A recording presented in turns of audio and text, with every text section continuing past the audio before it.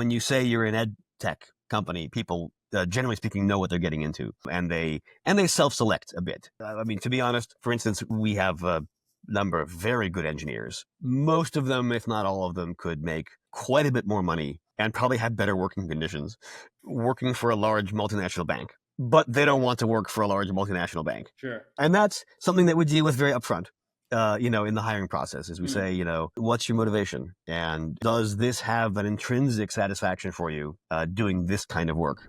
Hello, everyone, and welcome to the Business of Learning podcast. My guest here today is Jeff Rubenstein, who is the CPO at Dewey. Jeff, I'm excited to have you here today. Yeah, it's great to be here, Joao. Tell everyone a little bit more about Dewey, what you guys are all about, and give them some context into, obviously, your role within the business, too. Sure. So Dewey is a company devoted to helping schools, both K-12, universities, and further education institutions help get value out of all the data they have about students to help them do a better job on behalf of their students. The challenge with educational data is that there's tons of it, and it's arose in these sort of siloed systems over many years. Some of those systems are the student information system, which stores the student sort of demographic data and their course enrollments. The learning systems, where students actually go to do their learning, and many other systems, CRMs and that sort of thing. And because this data arose inside silos, not unlike data in other kinds of verticals, sure, the ability for people to get access to that data and insights from that data has been pretty constrained for a long period of time.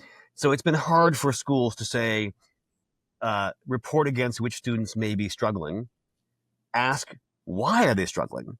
Is it because they're first generation college students and didn't understand how to go to college from their parents?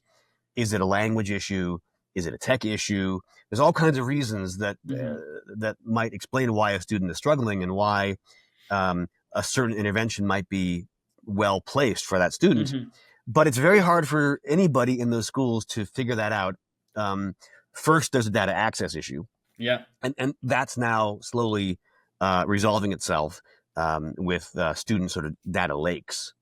But then beyond that, there's the access to actually getting insights from that data into the hands of people who can take action. So even once you have data in a data lake, for instance,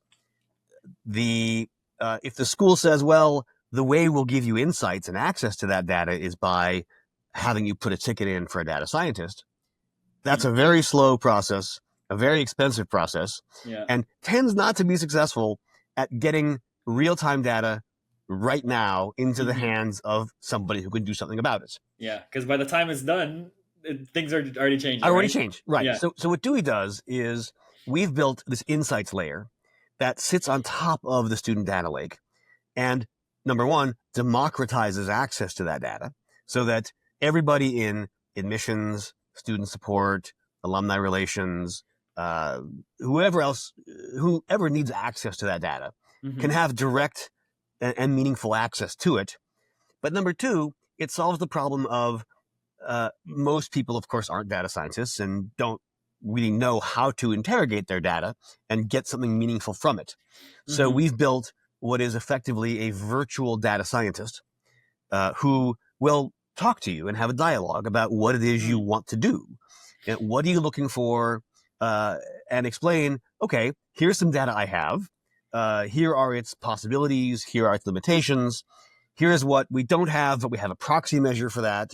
And works with you through the process of inquiring about your data for the goal of trying to improve the lives of your students. Awesome. Yeah. Very detailed answer there. Thank you. Appreciate that. And I think what's so interesting is something that we actually spoke about when we were discussing this podcast here in the first place, which is I mentioned that from speaking with so many companies, and obviously everyone kind of knows this, but there's so much data out there. It's like there's so much, but nobody knows what to do it. They don't know how to view it. So I would love to hear from you. What do you think are some of the biggest mistakes people, and most importantly, what mistakes companies and institutions make when they're trying to view and analyze data that doesn't allow them to do it the right way? Yeah. Well, first, I mean, and as I mentioned, lots of verticals are in this position, not just education. Education Of happens course. to be my specialty. Yeah. But now with the advent of cloud and the idea of large data lakes that now many businesses are starting to use in lots of verticals. Lots of businesses are still stuck in this spot of, well, but my data isn't clean. So I could do this work, but then I just have a bunch of garbage reports because my data isn't clean. And so one problem there is that the only way to fix that is to start somewhere. And you're never going to be at a place where your data is totally clean, such that you can then move to the next step. It's never going to happen.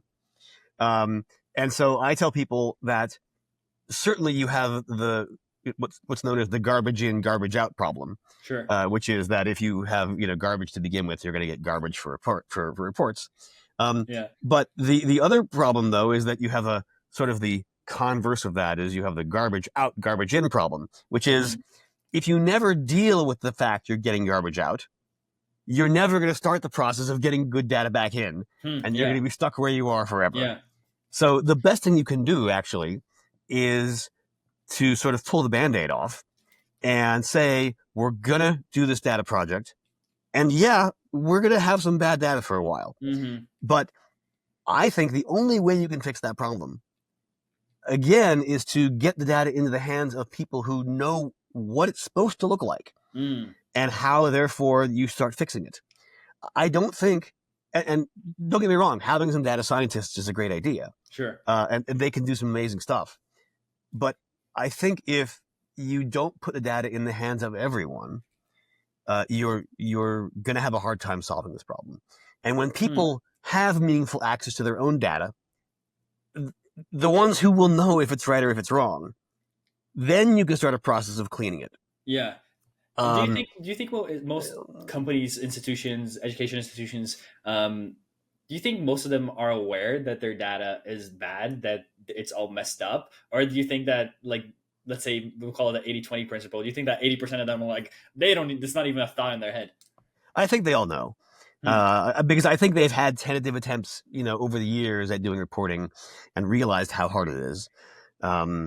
Especially because, most, what I call broadly operational systems, most systems that are designed for people to put data in, to do something with it, whether that's to enroll a student in a course or whether that's to enroll a prospect in a CRM that will give them a drip email campaign or something, know that these systems are really built quite openly. They're because they want to be maximally flexible. Of course, that means that people can then do kind of whatever they want. They can use weird symbols to mean things, and you have this institutional knowledge that helps you understand what your data actually says. And then, of course, when you give it to somebody else to report on it, it's very hard to understand what it all means. I think most folks know that. They just don't have a great way or line of sight as to how to deal with that fact. And that makes them, I think, reticent to start a data project, when I think that should make them all the more eager to start and start solving this problem. And one more thing I'll just throw in, because go ahead. It's a bit of a mantra of mine. Everybody now talks about data culture, which is great, right? Data culture is a great way to move your business forward. I am a firm believer that if the only people who have direct access to your data is your small team of data scientists, you don't have data culture. A data culture means everybody has access to the data that they need. Open books. And then you can say, I have a data culture. Until then, and by the way, and I don't think dashboards cut it. And don't get me wrong, I love dashboards. Good start. Dashboards are good, right? Sure. But the problem is dashboards are still the design of somebody who says, here's the data I'm going to give you. You can't have a dialogue with that data. You can't say, what does it mean? Could I see it this way or that way? So we need to get the tools in the hands of everyone to be able to have meaningful data access, to investigate it, to interrogate it, to see what they can find in it, to understand where it's good and where its limitations are. And then you have that shared space that I think is worthy of being called a Mm. culture. That is very, very interesting. Yeah, I think it's such a pattern that I've recognized as well, that people just think they know what's going on, but they don't really know what's going on because hey, yeah, we are all data driven mindset. Amazing. Like, what does that even mean to you? Is it just for you, or is it for the entire team? So I like that you brought that up as well. And for these institutions, when they are, let's say they stomp their foot down, they're like, okay, I want to be able to sort this out right now. How are they finding out about you, about Dewey? Are they actively seeking? Are you mostly reaching out to them? How is that process of maybe acquiring a new client for you? Sure. So I will say that technology for education, known often as EdTech in my part of the world, Mm-hmm. is a fairly small industry in the sense of, there are about 4,000 higher ed institutions in the U.S. and about 4,000 more, in Europe and rest of the world. There's about 14,000 districts in the K-12 space. So it's not in a really very large space. And there are a number of standard ways of reaching out. There's the standard conferences. There's the standard sort of blog posts and locations you would go to do that. So it's not hard to become aware of us. Hmm. We certainly do a lot of both direct outreach to those customers and a lot of work through partners Mm-hmm. who are also well known in the industry. Mm-hmm. Um, that's certainly a big part of my role in the company is being immersed in the ecosystem Mm-hmm. that is EdTech. And EdTech is a very lovely place because it is very purpose driven. Mm, yeah. The goal, obviously, everyone needs to run a business with all that entails. But the EdTech ecosystem is one that is it's a mission organization. Hmm. Everyone here is here for a purpose, which is to try to create better humans through better education. Hmm. Yeah, that's awesome. And in that entire journey of, yeah, you have a great partnerships. It's a it's a small enough world that it's like if you look for in the right places, like, you can't really miss it. What are maybe some of the obstacles in? Actually, I'll phrase it this way: as you guys were growing the company, what were some of the challenges then, and how do they differ from the challenges now in being able to acquire more customers? Sure. So, certainly one of the challenges of the education market space is that the sales cycles are fairly long Mm-hmm. because most K-12 schools and higher education schools budget on a yearly basis, Mm-hmm. and it's some have some discretionary funds in there, but generally speaking, you need to budget, for that year in advance, Mm-hmm. which means the sales cycle can be between 18 and 24 months. Hmm. Because you have to obviously, have that engagement well in advance of the budget cycle, which is a year sort of process. Sure. So it can be challenging to get the company started and have enough operating cash Mm-hmm. to survive, during those long cycles as Mm-hmm. you're getting started. I mean, there are fairly well-known mechanisms for doing that, but it's not the easiest place to be a startup.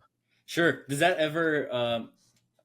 That made me curious. Does that ever make you think about not only looking at the higher education space, the I guess the yeah, into that space, because it takes so long? It's like, hey, what are some other avenues, some other places, some other businesses that we can also utilize the same data, the same software that we have to also show them the same data analytics that they can or give them that clarity that they're looking for. Yeah, we certainly are a fairly, Dewey in particular is a fairly generalist technology. So Mm-hmm. we do, in fact, have some customers who are themselves established EdTech customers, and we're helping power some of their capabilities Mm-hmm. inside of their product stack. And that sale can go a bit faster.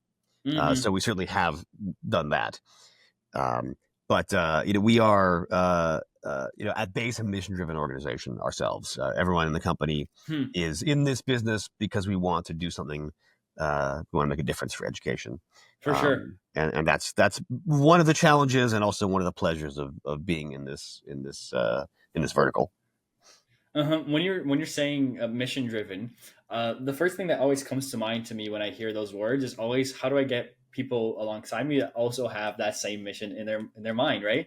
So when it comes, I'm not sure how involved you are with the hiring within the team, or also being able to bring more people on board, be it partners, be it vendors, whatever the case might be. How do you, I guess, filter for that, and what are some of the things you're looking out for to make sure that is aligned when you do pursue that conversation? Yeah, I'm certainly involved with both partners and hiring. And happily, it's when you say you're an ed tech company, people generally speaking know what they're getting into, Mm-hmm. and they self-select a bit. I mean, to be honest, for instance, we have a number of very good engineers, and most of them, if not all of them, could make quite a bit more money, and probably have better working conditions, um, working for a large multinational bank, Mm, right? But they don't want to work for a large multinational bank. sure. And that's something that we deal with very upfront, in the hiring process, as we Mm, say, what's your motivation? And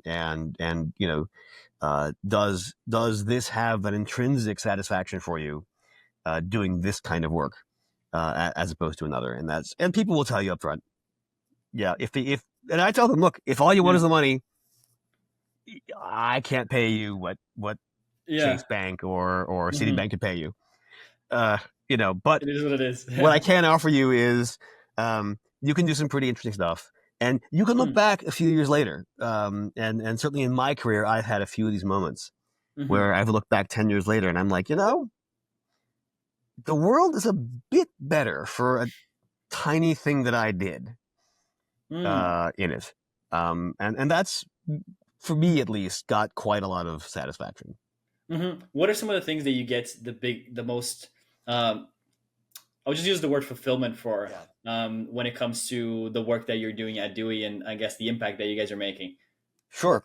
The ability to enable people to do things they couldn't do before. I was at an AI conference 2 days ago, and one of the it was actually a philosopher, who Interesting. and I love philosophers because they draw interesting distinctions and they help Yeah. give vocabulary to things that you don't have Sure. before. He said, "Look, there's two kinds of AI, um, and they're both good, but they're distinct. Hmm. There's AI that is focused on automation, right? That is, you can automate a process that would normally take a lot longer, Yeah.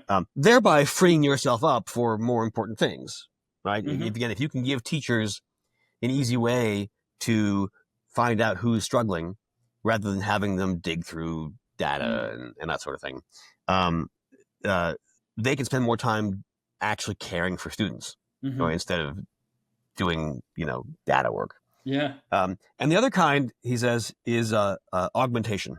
That is, you can make things possible that weren't possible before, or completely impractical. Hmm. And the example he gave was, you have like the loom, where you can, make fabric at a much faster rate. That's an automation process where Hmm. hand sewing something takes person hours of work, and a Yeah. loom can do that very, very, very fast. Hmm.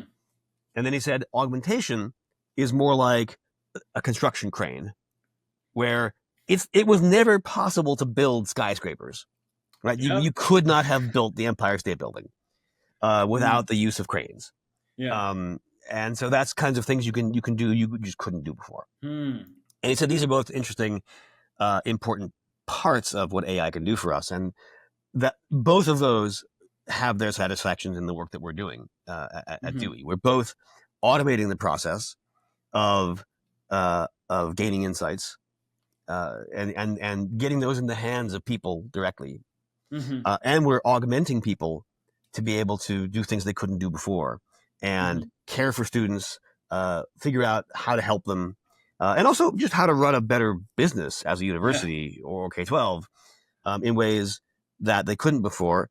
And that's becoming more and more of an issue because you've probably seen that higher education, at least in the U.S., is going into a difficult phase right now. Hmm. Yeah. The number of students is dropping. the people are questioning the value of education, and even in K-12 now with the new administration, we'll see what happens. But the prospects for effective K-12 education are looking a little challenging at the moment. Is there a lack of trust from institutions when they're having conversations with you of like if it's a good fit for them, if it's the right idea, if it's a good decision? Like how much do you think trust plays a factor into developing that relationship with them and getting them to commit? Yeah, I think for us it's fairly easy because again we are dedicated to EdTech. Mhm. So we have a bit of we do things that EdTech expects, like we have our security certifications done, and we've built ourselves especially for the needs of education, and certainly people in education are highly sensitive to people who don't come to the table with a mission perspective. Mhm. And when you do, then they trust you fairly easily. And Okay. I think the biggest challenges we've had are just the fears about is my data clean enough is one concern. It's legitimate. Sure. And also the other competing priorities. Because right now many schools are in a place where they have several large infrastructure projects going on at the same time, and they can be concerned about, hey, is this the right time to bring in a tool like Dewey? Yeah. Given that I'm already ripping out some other old infrastructure and trying to move to cloud and doing Sure. everything at once, and frankly, do I have the staff, to help do our part of Yeah. that arrangement? Yeah. It sounds like the over analysis, but also the overwhelm that they like just feel before just taking that action because there's so much going on with everything all at the same time. I guess consistently for everyone that exists, but that's another conversation. Yeah. I have two more questions here for you, Jeff. One is a question that I've been asking everybody. So I'll start with that, which is, let's say you had a magic wand or a magic button, whatever you choose, whatever your heart desires, but it can solve one thing within the business that will make hitting your goals much easier. If it's a goal of getting more customers, if it's a goal of getting more impact, if it's a goal of solving a specific challenge, you wave that wand or press that button and that thing is solved. What would you want to solve in the business? Well, okay, this would be cheating, of course, but I'll say stop time. No, Okay. I'm kidding. Of course, that's just a cheat, because the fact Okay. of the matter is, business is making choices. Yeah. There is never enough money or time in the world, and Hmm. that's a given. So that's not really fair. Um, Okay. but I will say the uh, the biggest challenge I think is, and this is really a straightforward sort of marketing outreach challenge, Hmm. which is, there's lots of noise in the world. Yeah. And I think getting the right narrative in the hands of the right people Hmm. is the biggest challenge. I think the other problems solve themselves, frankly, Hmm. with enough time and resources. But there is uh, a saying, hey, we know how to solve this problem. Yeah. Here's how we're going to solve it. Um, and getting that understanding, through all of the noise, and heard by the Hmm. right people, uh, is I think everything, because then uh, when you get everyone on board, Hmm. and your customers are the most important people to be on that journey with you, Yeah. then you figure it out. The process just becomes so much simpler. Yeah. Yeah, that makes sense. And I just wanted to double check here. How are we on time, Jeff? Oh, I'm totally fine. Okay, awesome, Yeah. perfect. And last question here. It's not a question from me. It's a Yeah. question from the past guest. And they had no idea who you were, but this is the question that they wanted to ask. Ready? Yep. What do you think you're going to do next? Wow. That's a great question. I'm an EdTech guy, so hopefully I will build this thing, will be widely successful, will change some lives, and then I'll do it all over again. Simple as that. Because why not? Simple, simple as that. Jeff, thank you so much for your time. I really appreciate you being on here. Obviously, sharing your insights, sharing your knowledge. Where can people go if they want to learn a little bit more about you, or maybe a little bit more about Dewey? Yeah, they can go to Doowii.com. Sorry, I'm sorry, Doowii.io. And that's spelled DOOWII .io. And you can find me easily on LinkedIn and see more than you ever wanted to know. Amazing. Jeff, thank you so much. Thank you.